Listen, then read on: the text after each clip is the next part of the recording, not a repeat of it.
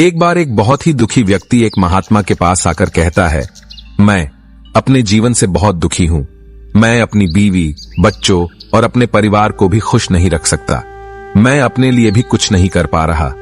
कभी कभी तो मुझे अपनी जिंदगी को खत्म कर देने के भी ख्याल आते हैं। आप इतनी साधनाएं करते हैं, इतनी तपस्या करते हैं, क्या आप मुझे कोई ऐसा मार्ग बता सकते हैं जिससे मैं अपने बुरे वक्त से बाहर आ सकूं? मेरा बहुत बुरा समय चल रहा है। 2 वक्त की रोटी का इंतजाम करना भी मेरे लिए बहुत मुश्किल हो गया है। अब आप ही बताएं कि मैं ऐसे वक्त में मैं जिंदा रहूं तो कैसे रहूं? कैसे अपने परिवार को खुश रखूं? कृपया करके कोई साधारण सा तरीका बताने की कृपा करें ताकि मैं आसानी से समझ सकूं, क्योंकि मैं बहुत पढ़ा लिखा नहीं हूं। अगर आप बड़ी से बड़ी ज्ञान की बातें करेंगे तो शायद मैं कभी समझ भी नहीं पाऊंगा। ये सुनकर महात्मा ने मुस्कुराते हुए कहा कि तुम एक काम कर सकते हो।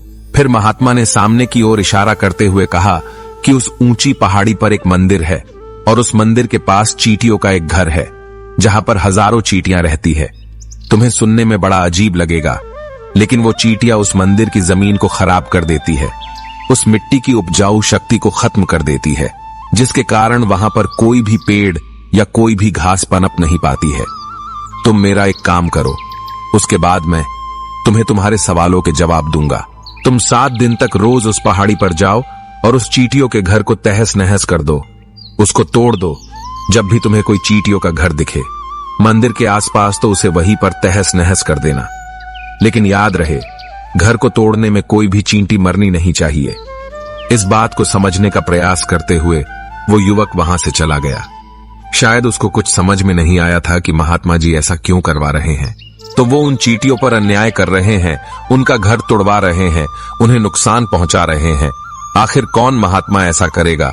लेकिन फिर भी उस महात्मा की बात मानते हुए वो अगले दिन से ही पहाड़ी पर जाना शुरू कर देता है। जब वो पहले दिन पहाड़ी पर पहुंचता है तो देखता है कि बहुत सारी चींटियां अपना खाना जुटाने में लगी हुई है। सारी चींटियां कतार से चल रही है और अनाज के छोटे छोटे कण उठाकर अपने घर में जमा करती जा रही है। ये देखकर पहले तो उस युवक का मन कमजोर पड़ गया। उसने सोचा कि ये इतनी मेहनत करके अपना घर भर रही है और मैं इनके घर को तबाह कर दूंगा तो इनको कितना बुरा लगेगा। लेकिन फिर उसने उस महात्मा की बात याद करते हुए उस घर को तोड़ना शुरू कर दिया। जल्द ही चींटियों में हाहाकार मच गया। वो इधर उधर दौड़ने लगी। अभी तक जो कतार से चल रही थी अब वो बिखर गई और इधर उधर अपनी जान बचाने के लिए भागने लगी। थोड़ी देर में घर टूट गया और सारी चींटियां इधर उधर छुपने के लिए भाग चुकी थीं। ये करने के बाद वो युवक दुखी मन से वापस अपने घर पर लौट आया। उसका मन परेशान था, दुखी था, पश्चाताप से भरा हुआ था। फिर उसने अपने बिस्तर पर रात में लेटे लेटे ही सोचा कि अब तो उन चींटियों का घर तबाह हो चुका है, अब वहां वापस जाने का क्या फायदा होगा, क्योंकि चींटियों का घर तहस नहस करने के लिए महात्मा जी ने कहा था, जो मैं कर चुका हूं। लेकिन फिर कुछ सोचकर अगले दिन उसने फिर से जाने का निश्चय किया और अगले दिन सुबह सुबह उठकर वो वापस उसी पहाड़ी पर पहुंच जाता है। पहाड़ी पर पहुंचकर वो उसी जगह पर पहुंचता है जहां पिछले सुबह उसने उस घर को तहस नहस कर दिया था।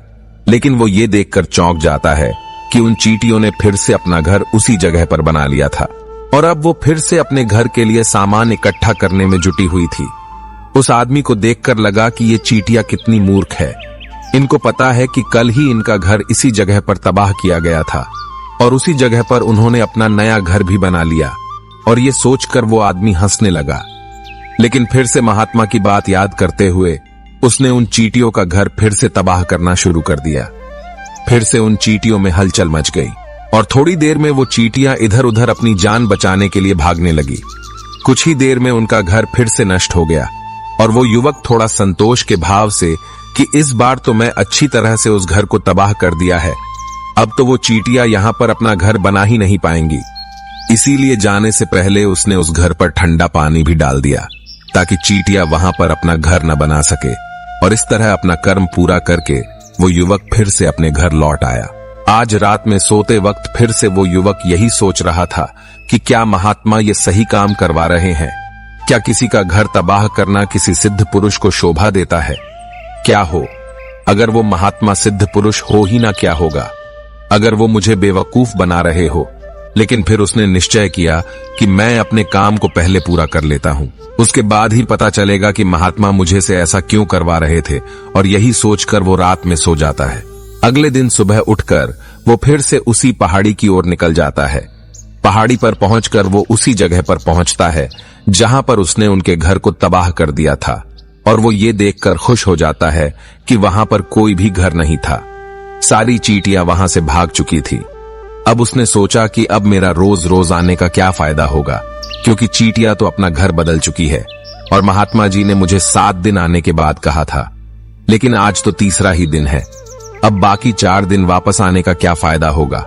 और यही सोचकर उसने निश्चय किया कि यहां से वो सीधा उसी महात्मा के पास जाएगा और उनको ये सारी खबर बता देगा। जब वो वापस मुड़कर उस पहाड़ी से उस महात्मा की कुटिया की तरफ जाने लगा, तभी अचानक उसकी नजर एक और घर पर पड़ी जो कि चींटियों का ही बनाया हुआ था।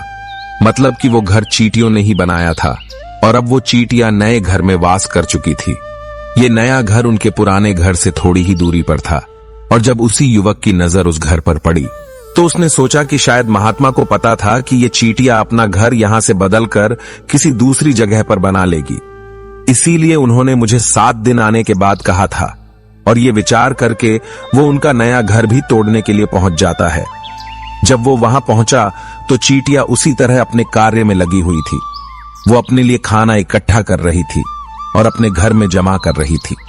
जब पुराना घर टूटा था, वहां भी अनाज के कण बचे हुए थे और चींटियां वहां से भी अनाज इकट्ठा कर करके वापस अपने नए घर में ला रही थी। अब यहां पर फिर से युवक का मन थोड़ा कमजोर पड़ गया, क्योंकि वो खुद भी कमजोर था, खुद भी वक्त का मारा हुआ था। इसीलिए उसके मन में उन चींटियों के प्रति दया का भाव उमड़ रहा था। उनके ऊपर उसे दया आ रही थी। वो चाहता था कि उनकी मदद करे, लेकिन वो उल्टा उनको नुकसान पहुंचा रहा था। लेकिन उस महात्मा की बात को याद करते हुए उसने फिर से उस घर को तोड़ने का निश्चय किया और उसने इस बार बड़ी ही सावधानी के साथ बिना किसी चींटी को कोई नुकसान पहुंचाए वो घर तबाह करना शुरू कर दिया। वक्त थोड़ा ज्यादा लगा, क्योंकि किसी भी चींटी को नुकसान न पहुंचने की शर्त महात्मा ने पहले ही रखी थी। इसीलिए उसको बड़ी सावधानी के साथ उन घरों को तबाह कर रहा था। लेकिन आखिरकार उसने उस घर को भी तबाह कर दिया। और उस घर को तबाह करने के बाद वो बड़े ही दुखी मन से, इस बार वो पहले से भी ज्यादा दुखी था, क्योंकि उसने उनका नया घर भी तोड़ दिया था। वो उन चींटियों को बसने ही नहीं दे रहा था और वो अब अपने आप को शैतान या दानव समझने लगा था। लेकिन फिर भी उस महात्मा की बात को मानते हुए वो अपने घर पर दुखी मन से वापस आ गया। रात में सोने से पहले एक बार उसने फिर से सोचा कि मैं कितना बड़ा शैतान हूं, कितना बड़ा दानव हूं। पुराना घर तो छोड़ो, मैं उन चींटियों को कहीं भी बसने के लिए कोई जगह ही नहीं दे रहा हूं। वो चींटियां मेरे बारे में क्या सोचती होगी? वो कितना बड़ा दानव होगा उस परमात्मा को जो मेरे द्वारा ये काम करवा रहा है। लेकिन फिर भी उसने अगले दिन जाने का निश्चय किया और अगले दिन सुबह सुबह वो फिर से वहां पर पहुंच गया। वो ये देखकर फिर से आश्चर्यचकित रह जाता है कि इस बार चींटियों ने एक और नई जगह पर अपना घर बना लिया था। वो तो पहले से भी ज्यादा ऊर्जा के साथ काम कर रही थी और उन्होंने एक रात में पहले से भी बड़ा घर बना लिया था। और अब वो फिर से अपना अनाज और खाना इकट्ठा करने में जुटी हुई थी। ये देखकर उस आदमी को लगा कि ये चींटियां किस मिट्टी की बनी हुई है। मैं उनको बार बार यहां से भगाने की कोशिश कर रहा हूं और ये वहीं पर अपना घर बना लेती है। क्या इनको पता नहीं है कि मैं यहां पर कभी भी बसने नहीं दूंगा? ये चींटी है, दिखने में इतनी छोटी है, लेकिन फिर भी ये मुझसे हार नहीं मान रही है। बड़ी ताज्जुब की बात है। और इस बार उसने गुस्से में उस घर को तहस नहस करना शुरू कर दिया। लेकिन इस बार तहस नहस करते हुए कुछ चींटियां वहीं पर मर गई, उसके पैरों तले कुचल दी गई। कुचलने के बाद जब वो अपने अहंकार से बाहर आया तो उसने देखा कि गुस्से में उसने उन चींटियों को कितना क्षति पहुंचा दी है। उसका मन पश्चाताप से भर गया और वो रोता हुआ अपने घर की तरफ बढ़ गया। रात में सोते वक्त उसने सोचा कि मैं उन चींटियों पर बहुत ज्यादा अत्याचार कर रहा हूं, अब इससे ज्यादा अत्याचार मैं नहीं कर पाऊंगा। और यही सोचकर वो अगले दिन उन चींटियों के लिए अपने घर से थोड़ा आटा लेकर उसी पहाड़ी पर पहुंच जाता है। आज उसके मन में उन चींटियों के प्रति श्रद्धा का भाव था, दया का भाव था। आज वो उनकी मदद करना चाहता था। और जब वो वहां पर पहुंचा तो चींटियां फिर से अपने नए घर को बनाने में जुटी हुई थी। उसने बड़े ही करुणा के साथ उन चींटियों को अपना लाया हुआ आटा खिलाया अगले 7 दिनों तक वो ऐसा ही करता रहा। वो रोज सुबह जाता, उन चींटियों को अपने हाथों से आटा खिलाता। 7 दिन के बाद वो युवक उस महात्मा के पास पहुंचकर हाथ जोड़कर बोलता है कि हे महात्मा जी, मुझे माफ कर देना। मैंने उन चींटियों का घर तबाह करने के लिए बहुत कोशिश की। मैंने उनका घर तबाह किया भी, 1 बार नहीं 4 बार मैंने उनका घर तोड़ा। उसके बाद मैं हिम्मत नहीं कर पाया, उनके घर को नहीं तोड़ पाया। मैं समझ सकता हूं कि मैं आपका काम पूरा नहीं किया और इसके बदले आप मुझे तरीका भी नहीं बताएंगे जो कि मुझे मेरे बुरे समय से बाहर निकाल सकता है, लेकिन मुझे इसका कोई परवाह नहीं है।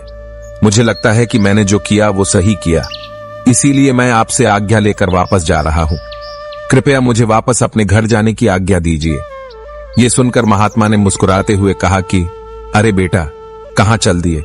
रुको तो सही, जलपान तो कर लो, थोड़ी देर ठहर जाओ, उसके बाद चले जाना। और ये कहकर वो महात्मा उस युवक के लिए पानी लेकर आते हैं। पानी पिलाने के बाद महात्मा उस युवक से पूछते हैं कि तुम मुझे ये बताओ कि आखिर तुम उन चींटियों का घर तबाह क्यों नहीं कर सके? वो चींटियां तो छोटी है और तुम इतने विशालकाय हो, फिर भी तुम उन छोटी छोटी चींटियों का घर तबाह नहीं कर पाए। कहां है तुम्हारी शक्ति, तुम्हारा बाहुबल? इसका जवाब देते हुए उस युवक ने कहा कि हे महात्मा, मैंने उन चींटियों का घर तबाह कर दिया था, बार बार किया था। एक बार तो अपने गुस्से में उन चींटियों को भी हानि पहुंचा दी थी, लेकिन जिस दिन मैंने उनको हानि पहुंचाई उसी दिन मुझे लगा कि मैं उनको क्यों हानि पहुंचा रहा हूं, क्यों इनको इतनी तकलीफ दे रहा हूं, और उसी दिन से मैंने उनको क्षति पहुंचाने की वजह, नुकसान पहुंचाने की वजह उनकी सहायता करनी शुरू कर दी। ये सुनकर उस महात्मा ने कहा कि ये ही तो सीखने की बात है। एक छोटी सी चींटी हमें जीवन का संदेश दे जाती है। मैंने तुम्हें उन चींटियों का घर तबाह करने के लिए नहीं भेजा था, मैंने तुम्हें भेजा था ताकि तुम उन चींटियों से कुछ सीख ले सको। तुम्हें क्या सीख मिली? उन चींटियों से क्या मुझे बता सकते हो? ये सुनकर उस युवक ने पूरी कहानी बयां कर दी। पूरी कहानी सुनने के बाद महात्मा ने मुस्कुराते हुए कहा कि बेटा, पहली सीख जो इन चींटियों से ले सकते हैं वो ये थी कि तुमने कितनी ही बार उनके घर को तोड़ने की कोशिश की, कितनी ही बार प्रयास किया कि उनके घर तबाह हो जाए, लेकिन वो हर बार अपना नया घर बना लेती थी। उन्होंने कभी भी हार नहीं मानी। अगर वो हार मान लेती तो वो चींटियां तुम्हें वहां पर नहीं मिलती। जीवन कार्यशीलता का नाम है, लेकिन हम मनुष्य 1-2 बार हार मिलने पर ही टूट जाते हैं, हताश हो जाते हैं और फिर जीवन में प्रयास ही नहीं करते। और कुछ लोग तो अपनी जिंदगी को खत्म करने को उतारू हो जाते हैं। लेकिन जानवरों में तुमने एक बात देखी होगी कि वो अपना जीवन खुद से कभी खत्म कर ही नहीं सकते हैं। तुमने कभी नहीं सुना होगा कि किसी जानवर ने आत्महत्या कर ली, चाहे वो जानवर कितना भी भूखा क्यों ना हो, कितना ही दुखी क्यों ना हो, लेकिन वो अपने जीवन के लिए हमेशा संघर्ष करता रहता है। लेकिन वही दूसरी तरफ हम मनुष्य 1-2 बार हताश होने पर ही अपना जीवन खत्म कर लेते हैं। जीवन तो कर्मशीलता है, कर्म करने का नाम है। जीवन और मृत्यु आखिरी विश्राम है, परम विश्राम है। इसीलिए मृत्यु से पहले कर्म करना कभी मत छोड़ना, क्योंकि मृत्यु के बाद तो तुम परम विश्राम में चले ही जाओगे। तो उससे पहले कर्म करना क्यों छोड़ रहे हो? क्यों हताश हो रहे हो?